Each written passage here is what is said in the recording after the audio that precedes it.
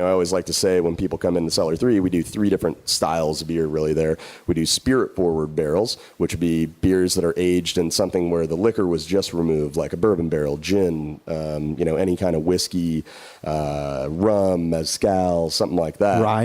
Rye, absolutely, beer. yeah. And we're trying to get the whiskey character. You've had like bourbon barrel aged stout or something in your life. It tastes like bourbon, right? And we want that, so we get to make bourbon, it has to be fresh.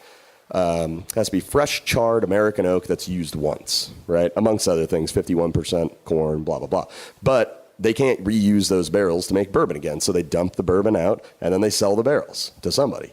And breweries will buy them a lot. So we'll buy the bourbon barrels, empty them out, put beer right into them, try to get that. With wine, it's different because we're not trying to necessarily get wine characteristics. We reuse those over and over and over and over. We're just trying to have a good home for the yeast and the bacteria to live. So now that all of these barrels are inoculated with the yeast and bacteria that we want, all we have to do is dump the wort in there, and we don't even have to put in yeast or bacteria anymore. It lives inside of these giant fooders, and it just goes crazy and attacks the sugar water that we put in there, and that sparks the fermentation. And that's beer. So, Meryl, there's actually, we didn't tell, there's a pop quiz. Yes, there is. Yep.